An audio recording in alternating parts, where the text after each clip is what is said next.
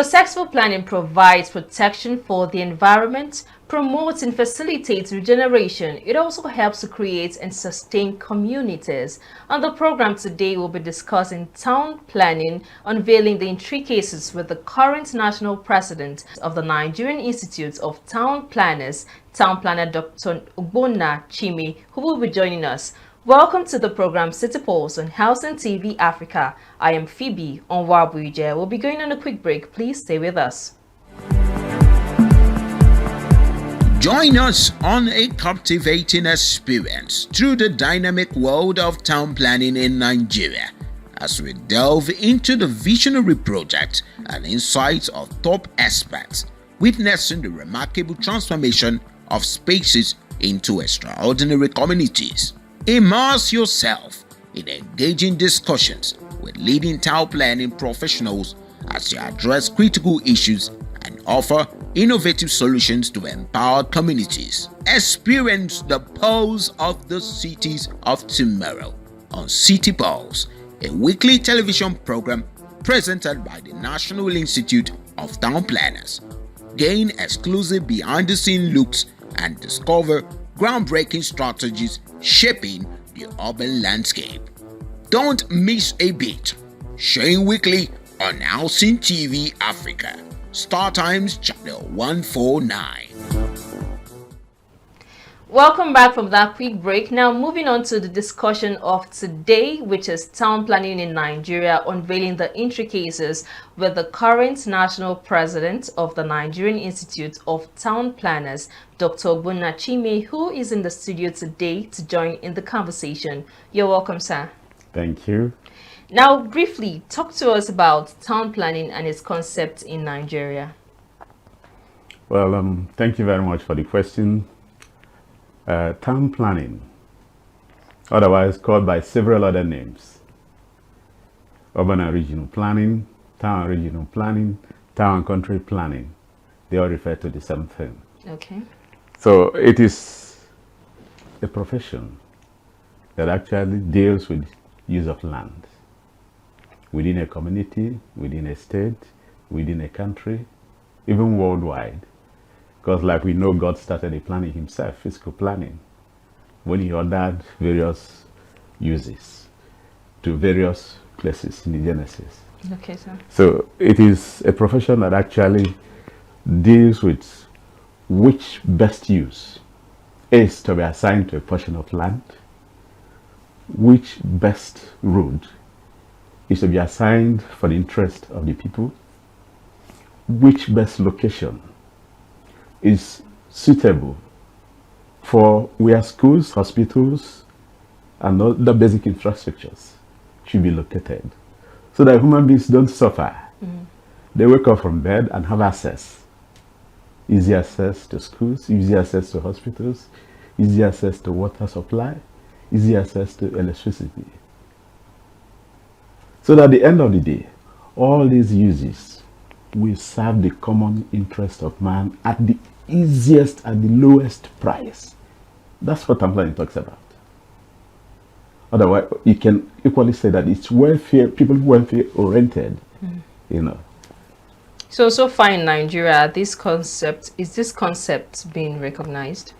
Well, to some extent, because like we all know, the profession, even world over, started a little lately in comparison to some other professional bodies. In the country, we are still working to ensure that first of all, our people understand what actually the planning means. Okay. Because as we speak, most developments, most settlements in the country started on their own. They were not planned. And when a settlement is not planned, the implication is that everything can happen. Because like we know, every small settlement today is a potential urban area. So to get it serve the needs of the people properly, there must be a pre-planned physical development plan to guide its development. But like I said, in this country, it hasn't been so. Most settlements started on their own. Okay. And the implication is what we see today. So what are the issues and the challenges that is facing the town planning sector of the nation? Well, first of all is that a good number of our people till today don't understand what the potentials of the town planning profession is. Many of them do not understand, including government officials. That might surprise you. That before any development takes place, like I said, it has to be predated, it has to be preceded by a plan that will guide such a development. But as far as Nigeria is concerned, you can only talk of Abuja. And even within Abuja itself, you can still have slums here and there. Yeah. So we need to educate the people, and this NITP has been doing over the years. But what we intend doing is to intensify this education so that the people will go along with the benefits accruable from a well-planned settlement. Okay, apart from educating and advocating for effective town planning in Nigeria, what other strategies are in place to address this situation? Well, I think the first thing, as far as I know, is that we have to make appropriate laws. I'm saying that we have to, because the ones previously made are not being implemented. So rather it should be that we should work towards implementing the already existing laws. Without laws, nothing works in any society. And this is where it becomes necessary to inform our people, inform our government of the important need to implement the only native town planning law in this country. And what is the native town planning law? The first native, if you like, is the 1992 Nigerian Urban and Regional Planning Law. Okay. I want to inform you that this law was promulgated by a military administration. In governance, we do say that the worst civilian government is better than the best military government. But that the government of that day, 1992, promulgated this all-important law that most of us think is a panacea for better living environment for all the people of this country. What does the law say? In fact, the name of the law is Nigerian Urban and Regional Planning Law. I want to talk about the year it was established. Not, yes, that was 1992. From that 1992 to date, that law is yet to be fully implemented. When one talks about fully implemented, you look as if maybe 20% of it has been implemented. No, not up to that. Because as we speak, the provision of that law is that at the national level, there should be National Fiscal Development Commission, okay, as a policy making body. Then there should be National Fiscal Development Plan that will cover the entire country. Ask me whether that aspect of that law has been implemented at the national level. The answer is no. Yet, every day we talk about flooding. Every day we talk about various environmental challenges within the country. But the answer to all these problems is the implementation of that law. At the national level, if the commission were to have been set up, if the National Fiscal Development Plan had been prepared, nobody will be talking about flooding anywhere in this country. Because the commission at the national level is going to be made up of professionals in the built environment. People who understand the environment. People who understand how the environment operates. At that level, you're going to have a town planner as the chairman. Okay. Of the commission. You're going to have an executive secretary to that commission who, because it is all town planning matters, should also be a town planner. You're going to have a registered architect. You're going to have a registered surveyor, land surveyor, a registered estate manager, a registered quantity surveyor, a registered civil engineer, of course, a lawyer, and so many others. Okay. Right? So when you bring these professionals together, who are experts in the built environment, to make proposals on how to solve environmental problems, do you think any issue pertaining to the environment and its management will be anything worse or anything near to what we have today? Certainly not. Because when experts are brought in and they are trained in their respective areas, the issues of environmental problems, call it even around the soil erosion in Anambra State, they will not become a thing of the past.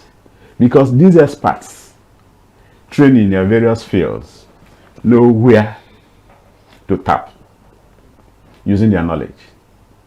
And most of these issues are gone. I'll give you an example.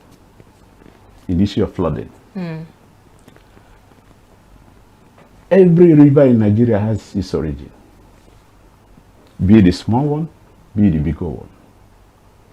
And the members of this commission are going to come from different states of the Federation. Right? So, I come from Enugu State. If it is erosion problem in Enugu State, town planners in Enugu State, civil engineers in Enugu State, land surveyors in Enugu State, who are members of the commission, will at every point in time know what are the rivers in Enugu State, what are the strength of these rivers, what are their directions of flow. The man from Zamfara knows same about rivers and all other environmental issues within that Zamfara. The man in Borno State knows same. The man in Ogun State knows same. So because the process is that you build the system from the local government to state from states to federal. So when all these facts are known by people who are supposed to know, they will be able to design a national drainage plan for the whole country. Knowing that from maybe Borno State, Benue State, a particular river flows into Enugu State. Or from Kogi State, a particular river flows into Enugu State. They already know the strength and direction, of how such to flows. handle it. And then the national drainage plan will appropriately take care of how it goes, how it does, and how it should go. In that case, we'll be thinking of flooding. So what we do is our usual after effect approach. Yeah.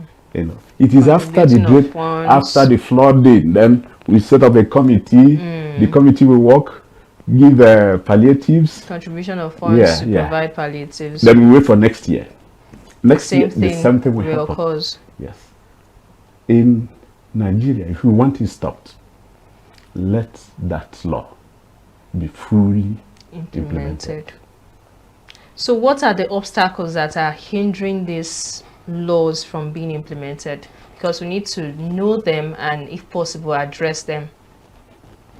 Well, I think I must tell you, because government is the regulator of every activity in any society. Any day government wants this done, it will be done. So if you ask me, that is to say the government does not want it done yet. Yes, because I think they don't understand what it holds for the society. And that is why, is one of the reasons why I'm here, to attempt at explaining what should be done and how it should be done. We're not thinking of making a new law, but we're thinking of implementing an already existing law at the various levels of government. So, like you asked, if you want it done, it depends on the government. Yes. So that is to say the government does not want it done yet. We only It's not yet. Okay. I think government does not understand what the law holds for the society. Can you give us a brief explanation of what it does? So maybe if they are watching, they could. No, it's very simple. Okay. Anytime we had any flooding, families suffer. Economic lands are devastated. Agricultural crops are devastated. Most of the time, people are even, taken away by the flood. Deaths are recorded. So, because of course I know our government is caring, but they need to be reminded, if these procedures are followed, some of these menace wouldn't continue to occur. Now, apart from this law, is there an act that governs town planning in Nigeria? Oh, definitely. Okay. Definitely. Right from the beginning.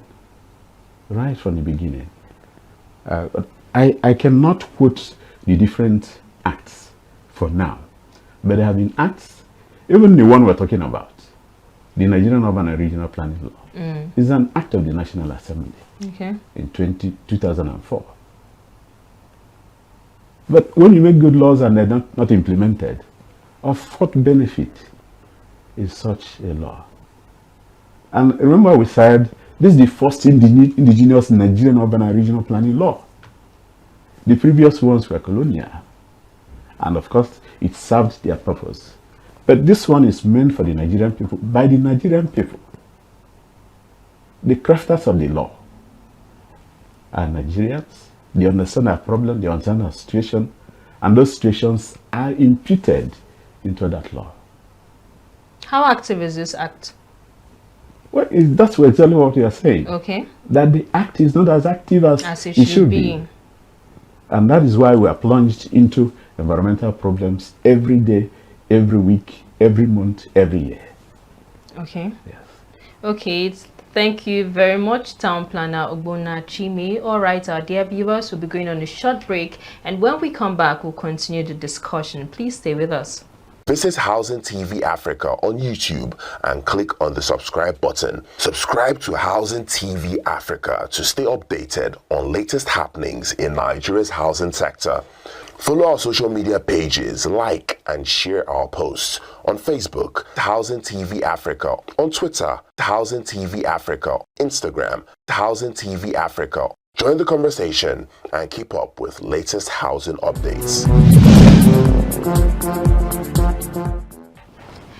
Welcome back from that short break. If you are just joining us, this is City Pulse on Housing TV Africa. City Pulse is a program brought to you by the Nigerian Institute of Town Planners. And today I am in the studio with the current national president of the Nigerian Institute of Town Planners, Town Planner Ogbonna Chime. Now, sir, to continue the discussion, as the national president of the NITP, what are your plans in the area of ensuring that cities that are badly planned from inception in Nigeria can be addressed? Well, it's just saying the same thing we're saying. In every sense society, there must be laws. It is the laws that govern the activities of men. So here we have the law, but the law is not being implemented. So what we have decided doing is to play advocate to this very important issue. You understand? Yeah. If we are listened to, the problems will become very few. But if we continue to discuss, advise, and we are not being heard, or we are heard but no actions follow, there will continue to be problems. There will be a reoccurrence of the same situation. Yes, reoccurrence of the same situation. In Abuja, as the federal capital and our center of administrative excellence, we had expected that the law we're talking about should be fully implemented, if in no other place, here in Abuja. But I asked questions and I was told that as we speak, the Urban and Regional Planning Board, FCT, that's FCT version of Nigerian Urban and Regional Planning Board, is yet to be set up. That's interesting too. Yes. The Urban and Regional Planning Tribunal was earlier on set up, but as of today, that tribunal is not working. And it is one of the elements that give credence to what the town planners do for the benefit of the society. It more or less, not the last hope, but one of the stages developers go into when they feel they have been wrongly charged by the enforcers of the law. But since the tribunal is not in place, where do those who feel offended, where do they run to? You understand? I was also told, yes, that we have a secretary appointed for that tribunal. A secretary appointed when the tribunal is not in force, is not active. So if we don't have that done here in Abuja, how do we expect it to be done in other states? Yes. I understand. Because in other states, the expectation is that the law must be domesticated in each state. Okay. But Abuja is of a federal concern, and the law was promulgated by the federal government. Yeah. You understand? So if we cannot implement this law very, very well, not even very well, it's not been implemented, that's what it means. At all. Yes. Because when the tribunal was in place, yes, one could say yes, it was being partially implemented. But the tribunal is not there. Urban and Regional Planning Tribunal is not there. Okay. The Urban and Regional Planning Board is also not there. There are some states that actually, domesticated the law almost the same time it was promulgated at the federal level. One of it is Lagos State. Okay. Yes, and I want to tell you, I have a great deal of respect for Lagos State government as far as that law is concerned. It's not anything hidden. In terms of land mass in this country, Lagos has the smallest land mass. It's all filled But up in with terms water. of population, Lagos has the highest population. How does it manage that relationship? A small land mass, the highest population, highest commercial activities, highest whatever activities in the country. But I want to tell you that Lagos has been able to manage the situation it finds itself because it went into early implementation of that law. And that is why sometimes we ask, some other state government, don't they ask questions? How has Lagos managed to contain this high population within a small land area? The answer is early implementation of the Nigerian Urban and Regional Planning Law. And I'm not from Lagos State, but I have my colleagues who are from there. Okay. The state is raking in some money from the implementation of that law. So then the question is, what are others waiting for? Because when the living environment is not what it's supposed to be, every other thing goes wrong. Every other thing suffers from it. Yes. Okay, sir. On a lighter note, what do you look forward to in your newly begun 2-year tenure as the national president of the NITP? Yeah. Well, the first one is just the one I mentioned. We want to continue with the advocacy of ensuring that Nigerian people live in planned environment that are sustainable. Yeah. That's one. Then as far as the profession itself is concerned, we have, it is money that actually guarantees success. Yeah. It could be 50% success in any administration, in any organization. We We have a total of over 7,000 town planners in Nigeria. In Nigeria. But these town planners, in that number, most of them are not active any longer. Okay. Yes. And when one does not pay his dues, does not fulfill his responsibility to the profession he belongs to, you can't begin to think that such a person is an active member. And I want to say that over 50% of our members fall into that category. Over 50% Yes. of do not pay their dues. That is it. So what we intend to do is to introduce what we call practice license. Okay. The practice license is going to be worked out by the NITP and Town Planners Regional Council of Nigeria. That's the regulatory body of the profession. And of course, that body is in charge of practice, professional practice. We're going to work together to fashion out an enduring practice license for every member of the profession, whether you're in the public service or in the private service. And what do we do? How do we get it done?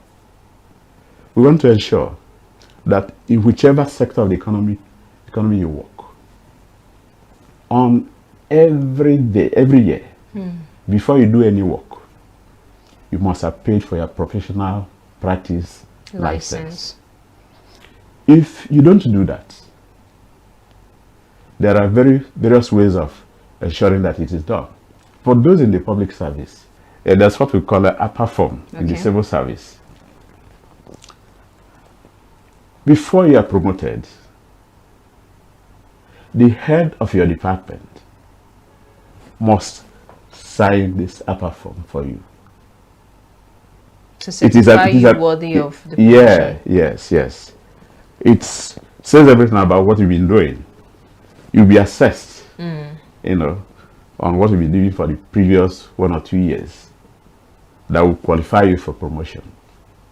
So once the head of the department notices, because he would always ask you, let's have your annual professional practice license. Once you don't have it, you are not qualified to practice for that year. And of course, you'll be denied your promotion.